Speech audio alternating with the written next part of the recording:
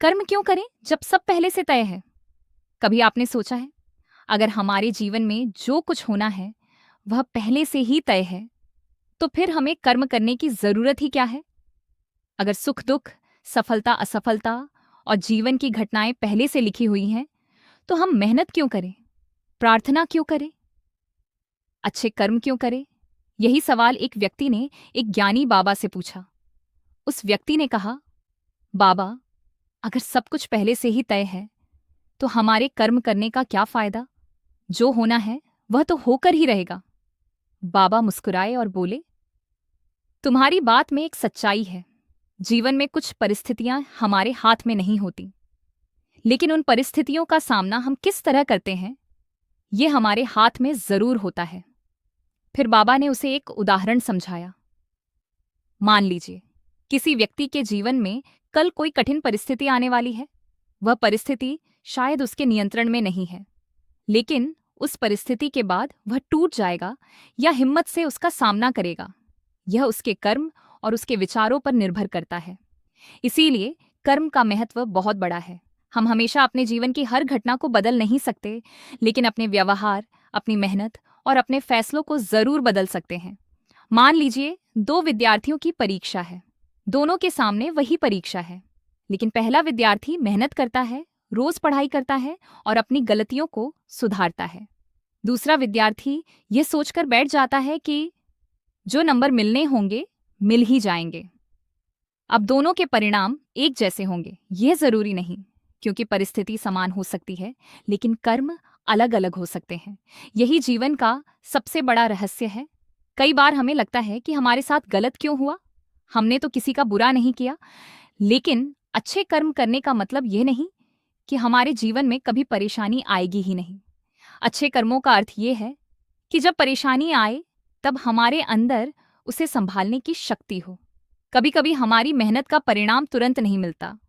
हम किसी काम के लिए बहुत मेहनत करते हैं, फिर भी सफलता नहीं मिलती। ऐसे समय में इंसान सोचता है, शायद मेरे भाग्य में ही नहीं था। लेकिन हो सकता है कि वही मेहनत हमें किसी बड़ी सफलता के लिए तैयार कर रही हो। एक बीज को जमीन में डालने के बाद पेड़ तुरंत नहीं बन जाता। उसे मिट्टी चाहिए, पानी चाहिए, धूप चाहिए और समय चाहिए। ठीक उसी तरह हमारे कर्मों का फल भी हमेशा तुरंत दिखाई नहीं देता। इसीलिए अच्छे कर्म करके तुरंत परिणाम की उम्मीद करना जरूरी नहीं है।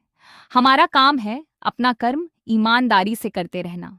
अगर हम किसी की मदद कर सकते हैं तो मदद करें। अगर किसी को अच्छे शब्दों की जरूरत है तो उसे हिम्मत दें। अगर हमसे कोई गलती हुई है तो उसे स्वीकार करें। अगर हमारे पास मेहनत करने का अवसर है तो मेहनत करें, क्योंकि कर्म केवल बड़े बड़े कामों का नाम नहीं है। किसी से सम्मान से बात करना भी कर्म है। किसी भूखे को भोजन देना भी कर्म है। अपने माता पिता का सम्मान करना भी कर्म है। ईमानदारी से अपना काम करना भी कर्म है। और किसी के साथ जानबूझकर बुरा न करना भी एक अच्छा कर्म है।